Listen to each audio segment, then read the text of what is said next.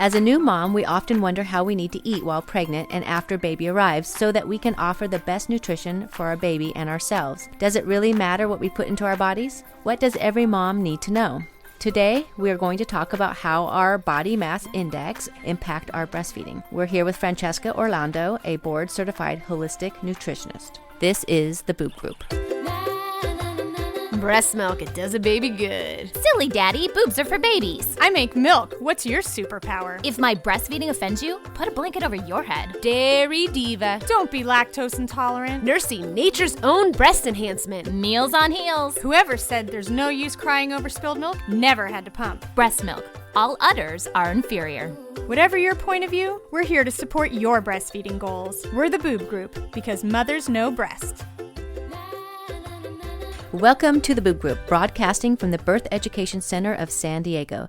The Boob Group is your weekly online, on-the-go support group for all things related to breastfeeding. I'm your host, Leilani Wild. I'm also an IBCLC and owner of Leilani's Lactation and Doula Services. Thanks for listening to the Boob Group. If you love this show as much as we do, please tell other breastfeeding mamas about it so we can help support them as well. Don't forget to visit our website and subscribe to our newsletter for updates on new episodes.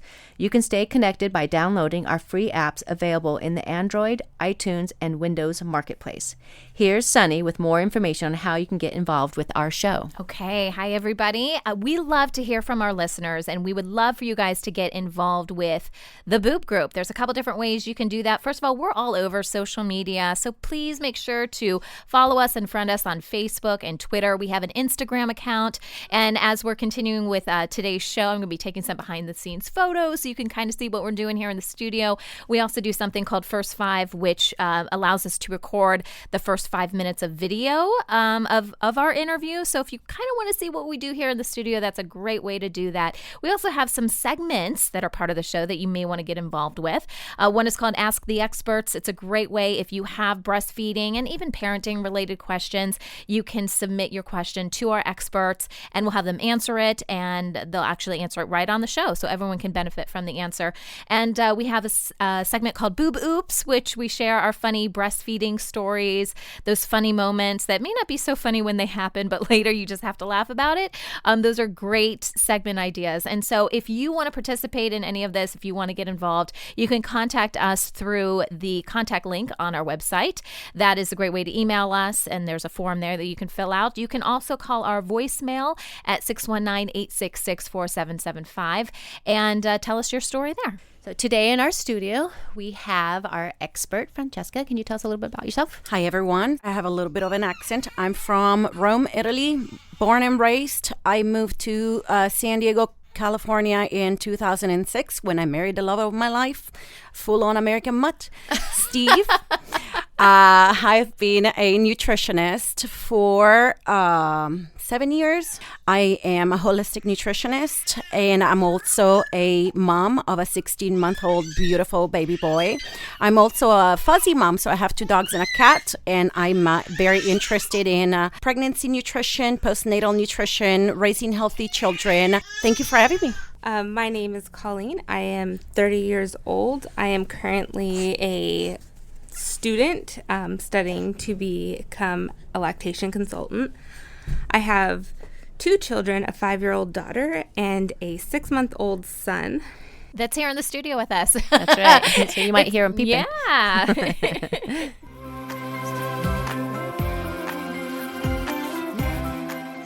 Okay, so before we start our episode today, we're going to talk all about BMI and breastfeeding. I thought we'd kind of lighten the mood a little bit. There was a post out from a blogger. I don't know if you guys have heard of the blog Carriage Before Marriage. I think that's such a catchy title. Amy, who writes for that website, she came out with a post. She sometimes posts to Pop Sugar, and this was something that I picked up from Pop Sugar, and she entitled it, Things That Breastfeeding can get you out of, okay? And I thought this was really funny because we all know about the health benefits of breastfeeding. We talk about that all the time here on the Boob Group. And she says she's here to share some of the lesser known perks of breastfeeding, and that is stuff you can totally get out of because you have to breastfeed your baby. And I just thought some of these were so funny, and I am so guilty of some of this stuff. One of the things she said is bedtime routine for the older kids. She says she has a preschooler, and that it just takes forever for her child to get to sleep. And so sometimes you may have to escape, to go do some breastfeeding. You can get out of the routine for the older kids when they're just driving you crazy. She also says the dishes, and I would probably just broaden that to say any kind of household chore you don't want to do. I think that, you could probably get out of it by saying, oh, I'm just going to sneak off to the side to pump. Or, I think the baby's calling me. I think I need the baby. And she says making small talk. This is probably one of my favorites. And I swear I have totally done this. And that is when, someone's trying to make small talk with you and, you're just like, I'm going to go escape. I have to, I got to go breastfeed my baby, if you want to leave a party early, or I've done it on the phone. Has anyone done that on the phone? You've been breastfeeding and it's like, baby's calling. Gotta go. Baby's calling. Or poking the baby so the baby makes a noise. Make some noise so I can get off this phone call. And then she also says listening to solicitors. So if someone comes to your door, she says the best way to get them to leave your steps immediately is to have a fussy baby in your arms. We have a sign that says baby sleeping. You wake the baby, you rock the baby back to sleep. Nobody ever rings. No one ever bell. knocks on the door. Ever. Yeah, so those are some of the things. She mentions more things on her post, but I thought I'd kind of give a shout out to it because it's just so funny, There are some definite perks to breastfeeding besides the nutritional and the more serious stuff we talk about. So again, it's Carriage Before Marriage, and it's written by Amy. So check it out.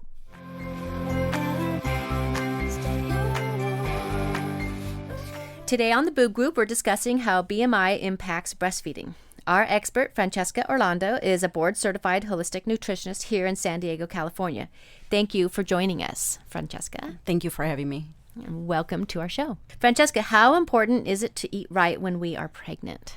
Extremely important. I'm going to say we usually think, oh, she has a very healthy diet because her hair and nails look so good. Well, actually, every single cell of the body, every hormone, every neurotransmitter is made out of what we eat. If we eat a healthy diet, we will have a healthy body. If we don't eat a healthy diet, we won't have a healthy body. Same thing with pregnancy. Healthy moms who eat right and exercise during pregnancy have beautifully healthy baby. And moms who eat junk food will have babies that are less healthy, colicky, fussy, babies who have food intolerances and food allergies and so on and so forth. Mm-hmm. And of course, we impact everything from the skeletal system to the mouth and teeth. So it's very interesting. Because your nutrition does impact, because the body is changing and growing, right, with that baby inside. Exactly. So you need to protect that baby. Exactly. If we do not eat right, the fetus will take what it can from the mom's reserves, depleting us. And that's why there's, we used to space children 2, 3, 4 years apart just to allow the body to replenish all the nutrients that were going to be utilized during pregnancy. It's a practice that has long been lost, unfortunately. And that's why we see second kids and third kids who need braces, who have narrower faces than the first kids, just because they have less of a nutrient source from the mom that they can utilize upon when the mother is pregnant with them. Interesting. I didn't even know that. Very, very cool. Well, I'm glad you're here because we have a lot of good questions for you. Awesome. So is there a balance of nutrition that we should be looking for? What does balance mean? Well, really? You think about and you read about, how much protein, how much calcium, how much fruit, how much vegetable, those kinds of things. So I'm going to say we need to strive to achieve balance, quote unquote, through, I want to say, a 5 to 7 day span, and not try to be perfect every day, because that usually gets us in trouble. We are unfortunately bombarded with the wrong nutritional advice when it comes to pregnancy, probably when it comes to every stage of life. We are now told to put women who are in childbearing age or even pregnant on a low-fat diet to avoid that they gain too much weight.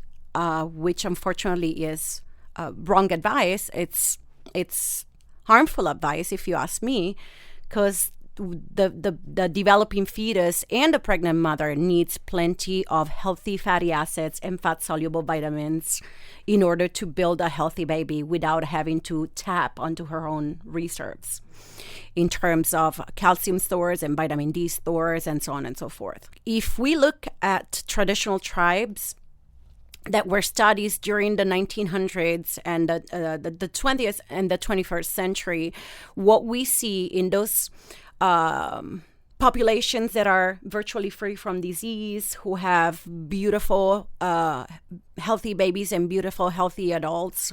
We talk about populations spanning from the Inuit in Alaska to the Maasai in Africa to Peruvian populations and Swiss villagers. What we find is a variation of the diet. Diets that go from an 80% fat diet to a 60% carbohydrate diet. So there is not a one diet that is good for everyone. It's all based and dependent upon our genes, where we live, what the territory, what the land provides us with in terms of veggies, in terms of fowl, in terms of fish, in terms of animals, husbandry, our genetic predisposition to be able to metabolize, see, digest, and assimilate and utilize certain compounds versus others, and also the type of physical activity that we do.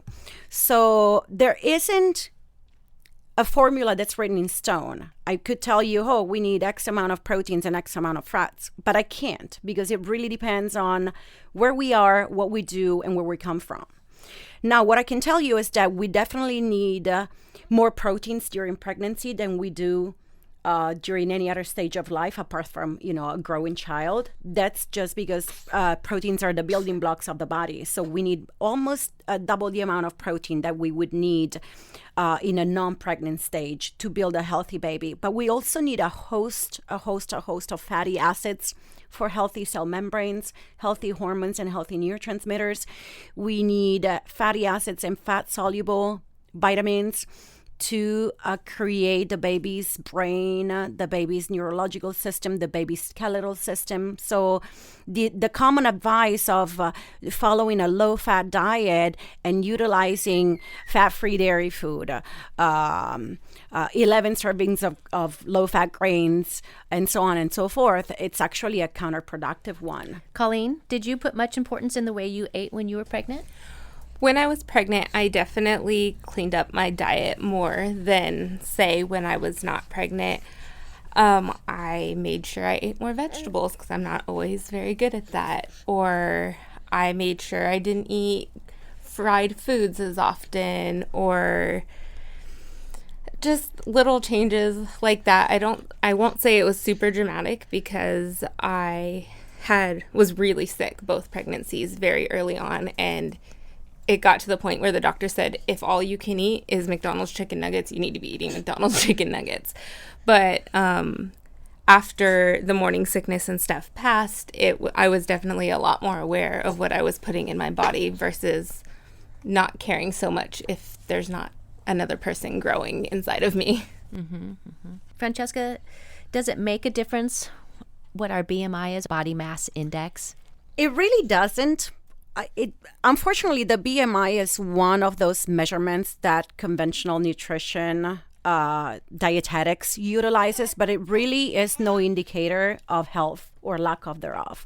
There, you can take your average athlete, your average sprinter, or your average weightlifter, who by the BMI will be overweight, if not obese, just because they have significant muscle mass, and then you can have your average, what we call skinny fat. So a person who has the right BMI as per the conventional wisdom, but they have a non-favorable composition of fat tissue versus muscle tissue. So they have very little mass, they're pudgy, they have more fat, but because they weigh less than a fit person, they will be okay BMI-wise, compared to the athlete that I mentioned before that could be overweight. What really is important in terms of health or lack of thereof when we are pregnant and when we are breastfeeding is our hormones.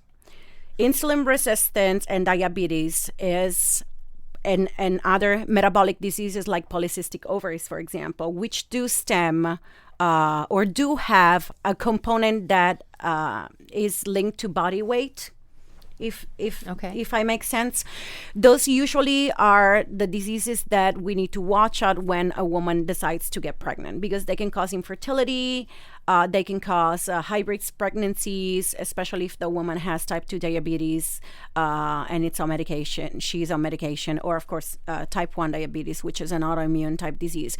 And then insulin resistance and diabetes are also linked to lower milk production later when the baby comes. So those are more of the numbers that I want to look at when I work with a pregnant woman, and not just a BMI. Of course, if somebody comes to me and she's already overweight, I will try to make sure that she doesn't gain a disproportionate amount of weight. But here's the thing. If the woman gains weight on a super healthy diet, I'm going to say go for it, because you're nourishing yourself and you're nourishing your baby. And probably she's nourishing herself in a way that she's never done before. Because as we know, being overweight is a sign of is also a sign of malnutrition. The number of calories that we eat doesn't necessarily mean that we're eating good nutrients. A lot of people who are overweight or obese are starved for essential nutrients. So I would rather somebody put some more weight eating the right diet than they starve themselves with celery stick and water, so that they do not gain more than the 20 pounds that their OBGYN recommended. There is a lot of misinformation, and it's really great to have you here to help us understand better what it is that we need to do for our bodies and for our babies. Yeah, absolutely. When we come back, we will discuss with Francesca how to feed your body correctly with good nutrition and balance it out with exercise when it comes to breastfeeding and beyond. We will be right back.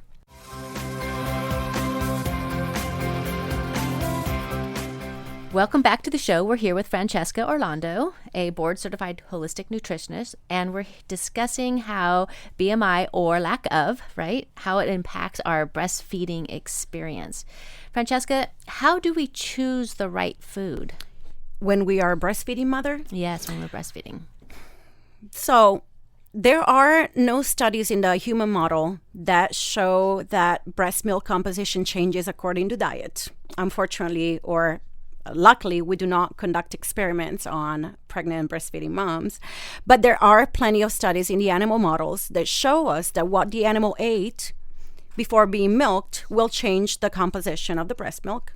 Also, the stress to which the animal is put under and the living conditions will change, will be the difference between a healthy cup of milk and a less optimal white beverage. Let's put it this way. So definitely knowing that whatever we eat is going to pass through the breast milk to our babies, and knowing that everything we eat will influence whether our baby is healthy or not, it's very important that we continue following healthy guidelines, not only for the 9 months of pregnancy, actually 10 months, 40 weeks, but also until we wean our babies. And hopefully we will have established healthy eating habits that will be with us until the rest of our days. So definitely things to be cognizant of: trans fatty acids and all sorts of man-made fats are very harmful for our own health, but also for babies' health. Anything that is processed and has colorings and dyes and preservatives we are a living experiment. The food supply that we have right now, that we've been eating in the past 60, 70 years, is something that is totally new in humankind. So let's say our evolution is about a mile, okay? So for a mile, we have been eating real foods that have no packages, foods that have no labels, foods that don't scream, hey, eat me, I'm low fat, I'm low sugar, I'm low this, I'm high that, right? And then for 1 meter, for 30 inches, okay, of history, we've been eating Twinkies, and we've been eating Nestle, and we've been eating Monsanto, we've been eating GMOs, and we've been eating processed soy, okay? So the way those foods act upon our bodies has not been studied yet. But we know that they're harmful because of the rise in cancer. They're harmful because of the rise in metabolic diseases, syndrome X, diabetes. I think the statistics say that about 20% of children before the age of 6 are now on an SSRI, so a serotonin reuptake inhibitor, which is Prozac, antidepressant. Okay. When in the history of mankind have we have children who were depressed to the point of needing medication? If I had the blues, my mom would be kicking me out of the house and say, go play in the sun, go get some physical exercise, and then eat an apple, and I'll see you at dinner. I'm going to say when it comes to nutrition, what we know from science is that healthy nutrients do not come out of a box.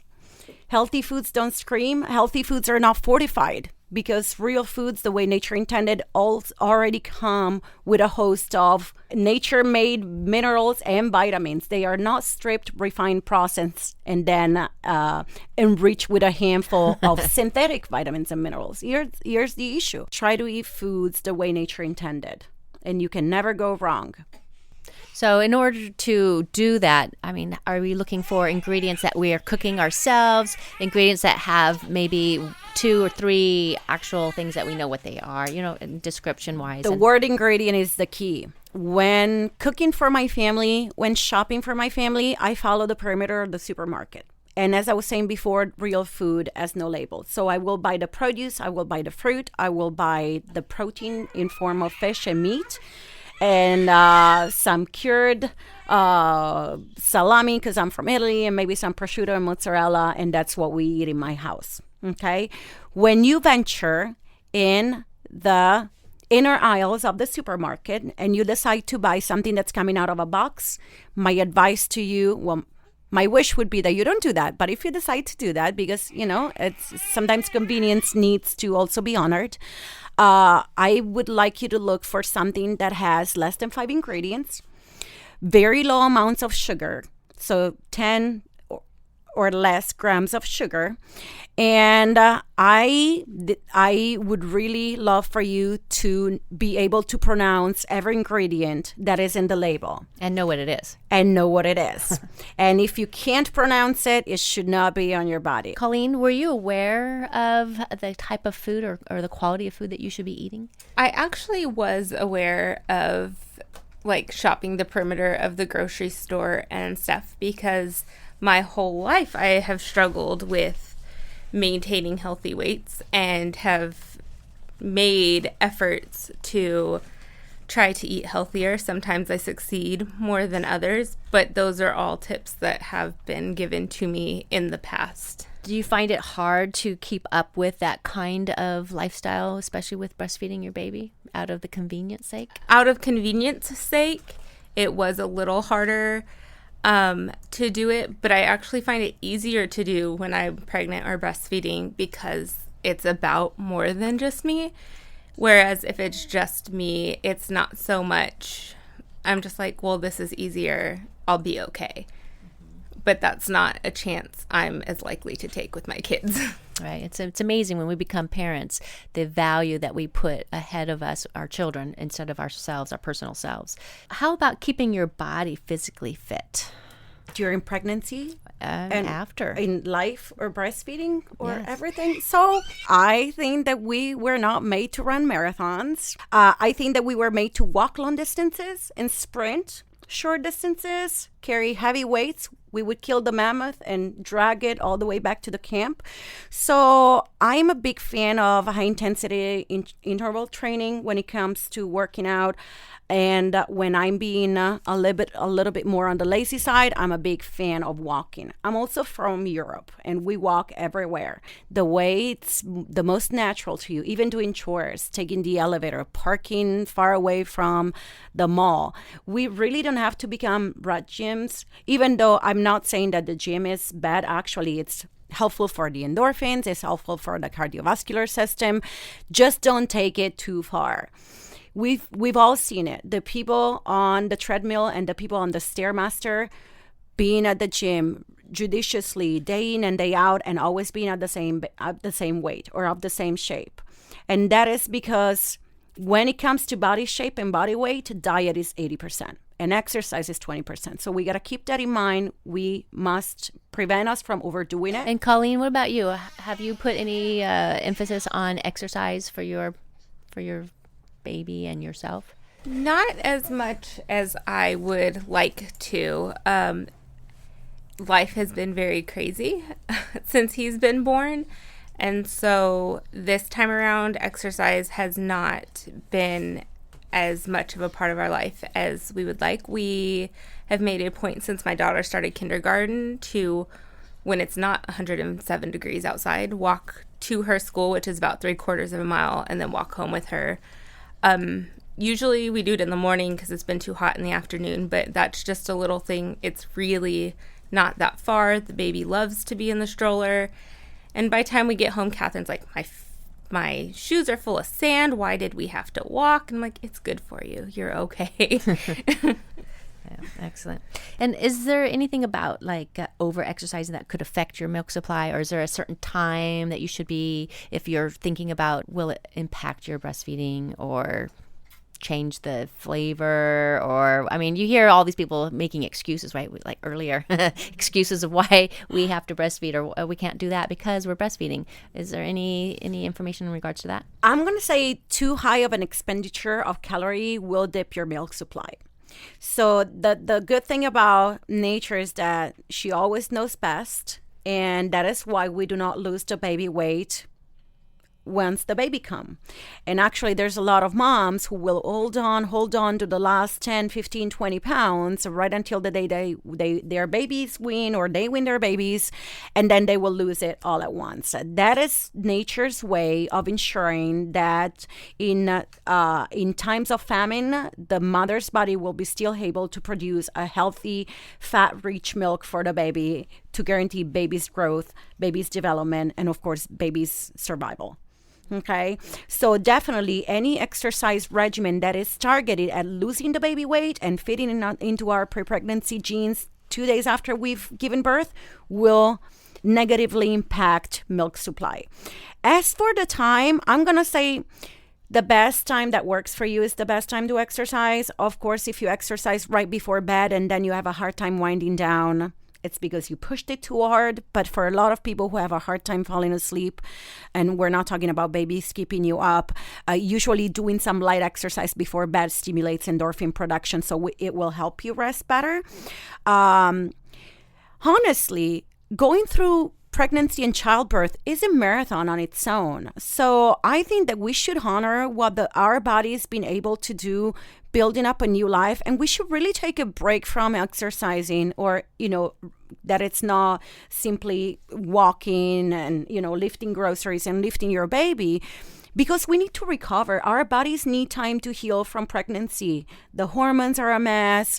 If you had a vaginal birth, your body may be went through a huge amount of trauma, and so the babies. If you had a C-section, your body went through a major surgery that you need to recover from. So what I want my new moms to understand is that this is not a race for who fits first into their pre-pregnancy genes. This is a time to be in bed and sleep when your baby sleeps, and letting your village nourish you and your baby, letting other people come in and help, letting other people come in and do chores and cook for you and clean for you, so that all you have to do is lay in bed for as long as you want to, be with your baby, and heal from this huge accomplishment that your body was able to make. Right. That's good advice. Thank you so much, Francesca, and our panelists for helping us all better understand the value of eating right when it comes to breastfeeding and beyond. And for our Boob Group Club members, our conversation will continue after the end of this show, as Francesca will talk about her own personal experience of learning how to eat right when breastfeeding her son. For more information about our Boob Group Club, please visit our website at newmommymedia.com.